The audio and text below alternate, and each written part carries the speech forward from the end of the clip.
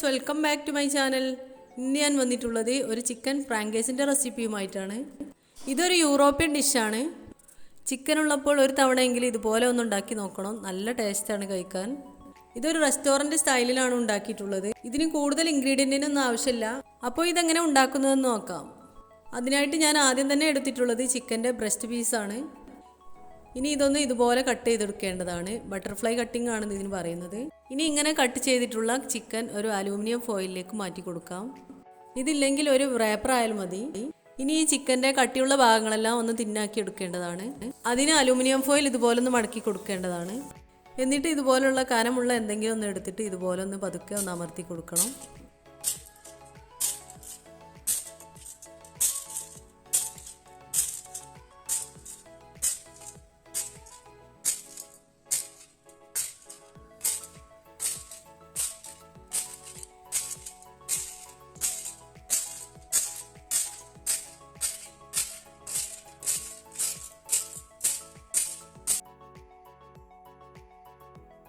ഇപ്പോൾ ചിക്കൻ എല്ലാം നന്നായിട്ട് തിന്നായി കിട്ടിയിട്ടുണ്ട്. ഇനി ഇതൊരു പ്ലേറ്റിലേക്ക് മാറ്റി കൊടുക്കാം. ഇനി ഇതിലേക്ക് കുറച്ച് കുരുമുളക് പൊടിയും ഉപ്പും ചെറുതായിട്ടൊന്ന് ഇട്ട് കൊടുക്കണം.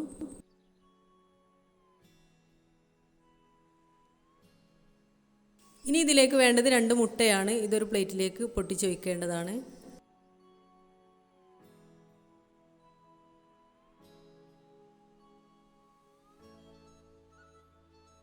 ഇനി ഇതിലേക്ക് 1 ടീസ്പൂൺ കുരുമുളക് പൊടി,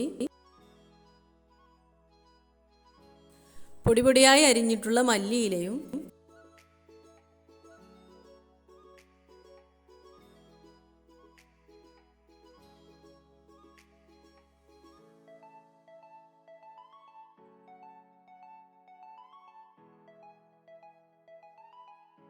പൊടിയായി അരിഞ്ഞിട്ടുള്ള വെളുത്തുള്ളിയും,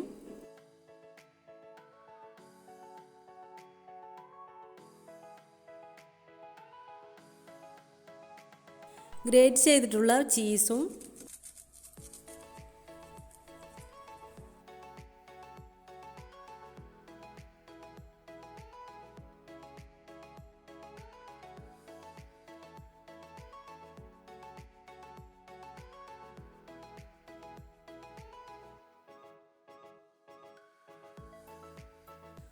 ഒരു ടീസ്പൂൺ കാശ്മീരി ചില്ലി പൗഡർ.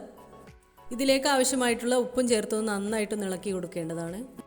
ഇതിലേക്ക് ഉപ്പ് ചേർത്ത് കൊടുക്കുമ്പോൾ നേരത്തെ ചിക്കനിൽ ഉപ്പ് ചേർത്ത് കൊടുത്തതിനനുസരിച്ചായിരിക്കണം.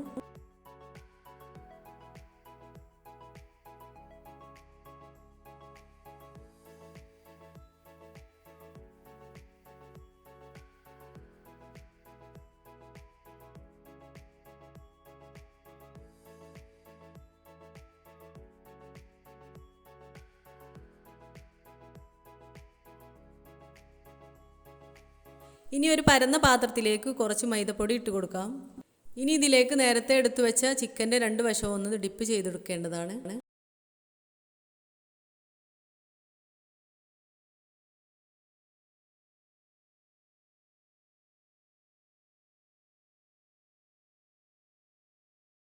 ഇനി ഇതൊന്ന് നേരത്തെ ഉണ്ടാക്കി വെച്ച എഗ് മിക്സറിലേക്ക് ഇട്ടൊന്ന് ഡിപ്പ് ചെയ്തെടുക്കേണ്ടതാണ്.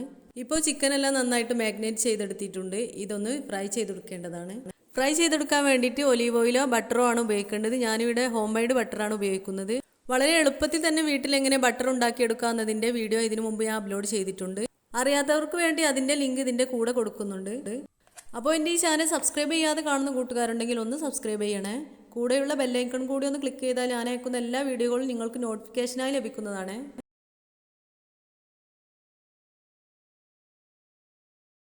ബട്ടർ ഒന്ന് മെൽറ്റായി വരുന്ന സമയത്ത് ഇതിലേക്ക് നേരത്തെ മാഗ്നേറ്റ് ചെയ്തിട്ടുള്ള ചിക്കൻ ഇതിലേക്ക് ഇട്ട് കൊടുക്കാം. ലോ ഫ്ലെയിമിൽ വെച്ചിട്ട് വേണം ഫ്രൈ ചെയ്തെടുക്കാൻ. ഒരു വശം മൊരിഞ്ഞതിന് ശേഷം ഒന്ന് മറിച്ചിട്ട് കൊടുക്കണം.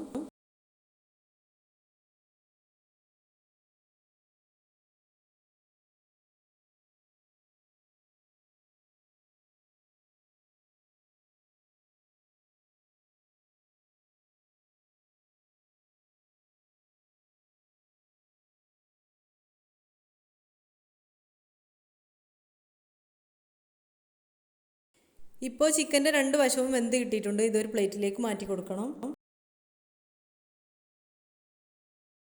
ഇനി ഇതിലേക്ക് വേണ്ട സോസ് തയ്യാറാക്കാൻ വേണ്ടിയിട്ട് സെയിം പാനിലേക്ക് തന്നെ ഒരു ബട്ടർ പീസ് ഇട്ട് കൊടുക്കണം.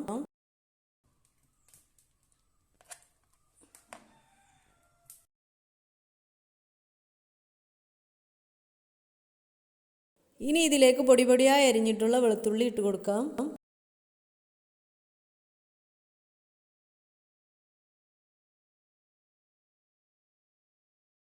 ഇനി ഇതിലേക്ക് വേണ്ടത് ഒരു ചെറുനാരങ്ങയുടെ നീരാണ്.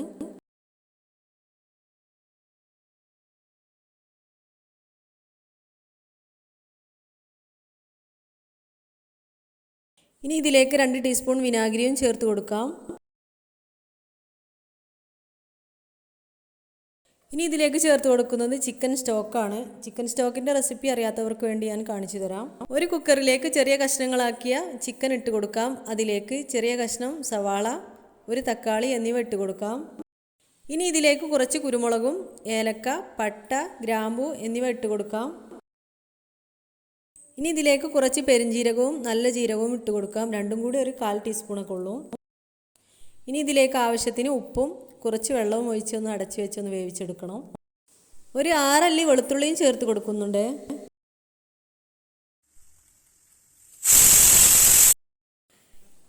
ഇപ്പോൾ ഇതെല്ലാം നന്നായിട്ട് വെന്ത് കിട്ടിയിട്ടുണ്ട്. ഇതിൻ്റെ വെള്ളം എടുത്തിട്ടാണ് ചിക്കൻ സ്റ്റോക്കായിട്ട് ഉപയോഗിക്കുന്നത്. ഇതൊക്കെ ആദ്യം തന്നെ ഉണ്ടാക്കി വെക്കണേ. ഇനി ഇതിലേക്ക് നേരത്തെ അരിഞ്ഞു വെച്ച മല്ലിയിലയും കൂടി ഇട്ട് കൊടുക്കണം. ഇനി ഇതെല്ലാം കൂടി തിളച്ച് വന്നതിന് ശേഷം നേരത്തെ ഫ്രൈ ചെയ്ത് വെച്ച ചിക്കൻ ഇതിലേക്ക് ഇട്ട് കൊടുക്കാം. ഈ സമയത്ത് ഇത് ഫുൾ ഫ്ലെയിമിൽ വെച്ച് കൊടുക്കണേ.